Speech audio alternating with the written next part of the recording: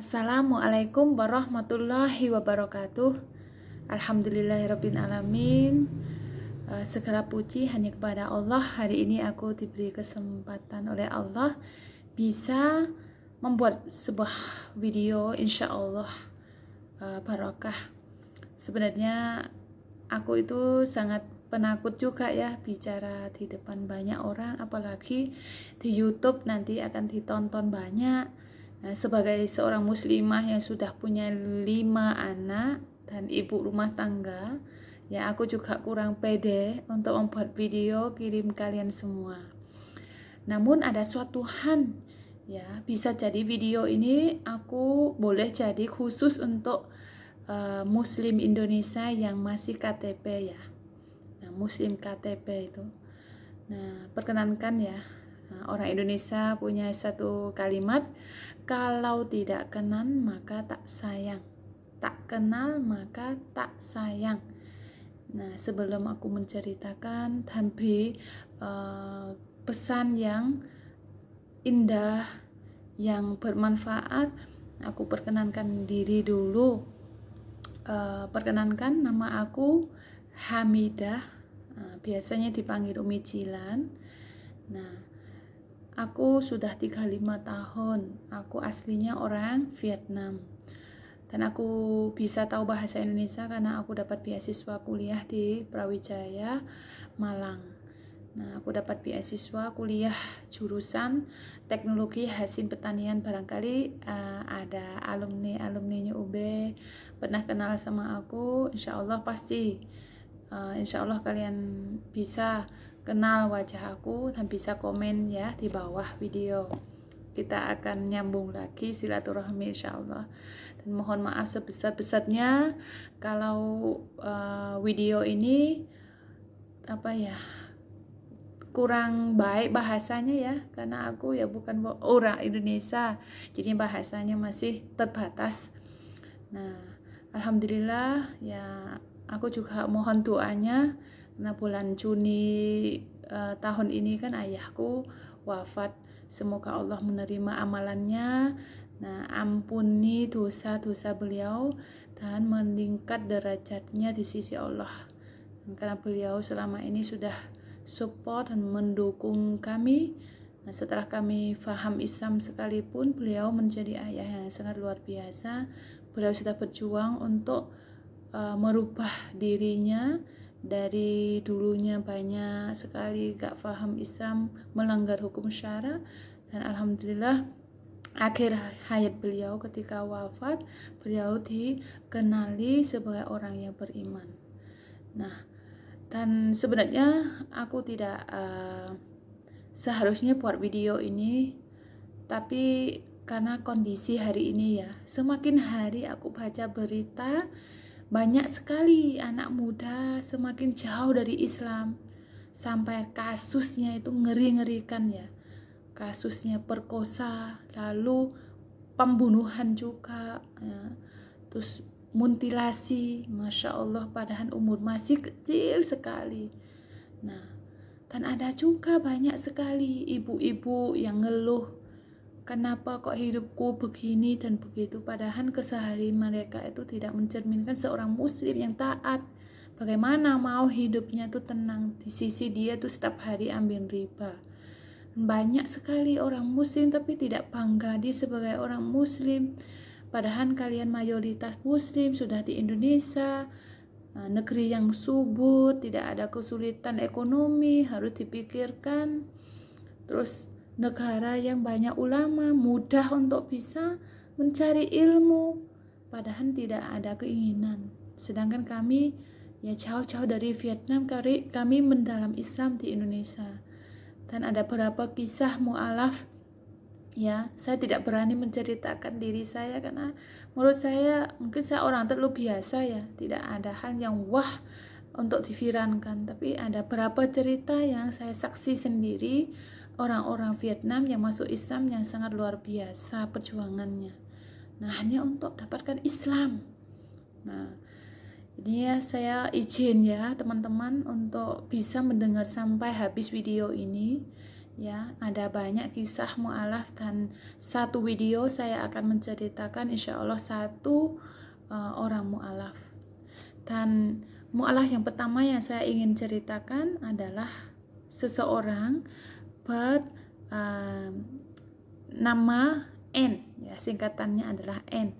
Nah, saya belum izin beliau untuk sebut namanya lengkap, dan cukup ya kita ambil hikmahnya saja, tidak perlu harus tahu dia tuh nama lengkap siapa.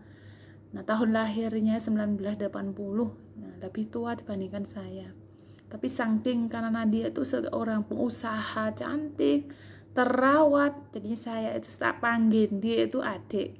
Nah, dan orang Vietnam itu senang kalau panggil adik, dan saya itu selalu disebut Kak atau Ci Hami. Itu kakak Hami. Oke, nggak apa-apa, nggak masalah. Bagi saya yang penting ketakwaan. Insya Allah, semoga Allah ridho ya. Nah, jadinya seorang perempuan ini adalah pengusaha. Nah, pengusaha apa? Pengusaha jual beli emas belian, dan dia punya sendiri ya. Dulu itu sama suaminya, mantan suaminya berjuang bersama untuk mendirikan perusahaan perhiasan emas, nah, di Ho Chi Minh, jadi di ibu kota. Dan mereka sangat sukses. Kenapa saya sebut mantan suami? Karena ternyata dia baru saja itu cerai karena suaminya selingkuh. Nah, jadi dia sudah punya harta, punya semua, bisa wisata kemana-mana. Kalau ambil belian dia harus sampai ke Hong Kong, ke Taiwan, ke luar negeri, ke Eropa. Nah, jadinya itu kehidupannya itu sudah terpenuhi gitu. Tapi ada suatu sisi itu kurang dalam hidupnya. Ya, ada sesuatu yang dia tidak tahu sesuatu apa. Nah, dan ketika dia tuh tahu ya suaminya selingkuh, yang pertama dia minta tolong nikahi saja perempuan itu.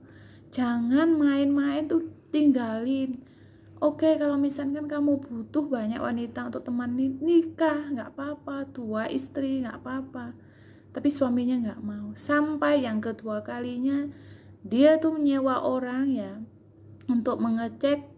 Nah, tahu suaminya selingkuh, dan yang selingkuhannya itu punya laki-laki yang lain, bawa uang suaminya kasih ke laki yang lain.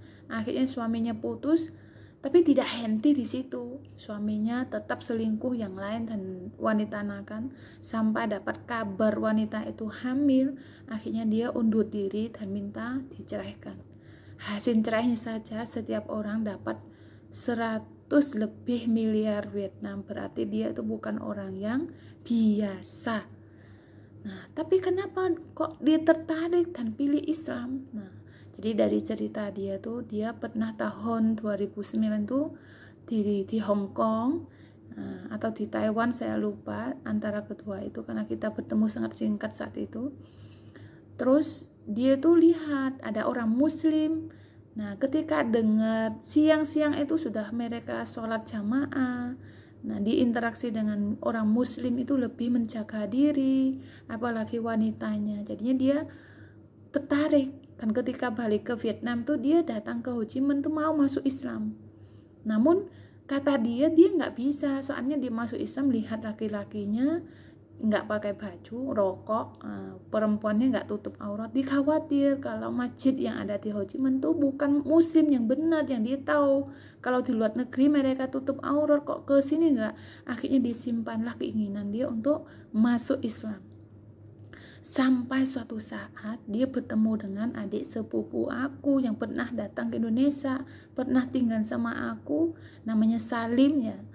Nah, Salim ini ketika kembali ke Vietnam, sudah saya beri pesan, Salim, hati-hati dengan perempuan ya. Kalau ada laki-laki mau belajar Islam, kamu yang temani, tapi kalau perempuan kamu harus linkkan ke kakak, karena tidak ada dakwah intensif antara laki-laki dengan perempuan, kamu harus jaga diri.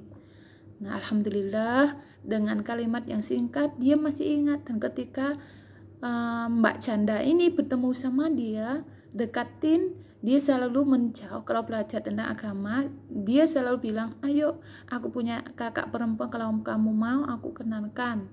Nah, tapi kakakku di Indonesia bagaimana? Akhirnya Dia ingin ke Indonesia bertemu dengan aku, Masya Allah, untuk mendalam agama, untuk masuk Islam di Indonesia. Lalu Salim bilang, aku nggak bisa antar kamu, karena aku laki-laki, kamu perempuan, berdua nggak boleh, harus ada yang ketiga. Akhirnya perempuan ini juga belilah tiket untuk yang ketiga, bernama L. Nah, yang ini juga berniat untuk wisata ke Indonesia sekaligus pinjam uang untuk beli tiket. Nah, dapat support dari si N ini untuk sama-sama berangkat ke Indonesia. Dan ketika datang ke Indonesia, Masya Allah, dengan kisah di masuk Islam ini sangat luar biasa. Ya, kita akan menyimak dengan video yang kedua ya. Masya Allah, ternyata nggak cukup satu video. Kalau bertemu dengan aku tuh ya nggak bisa sedikit. Harus banyak, maaf ya kalau terlalu panjang nggak bisa upload. Assalamualaikum warahmatullahi wabarakatuh.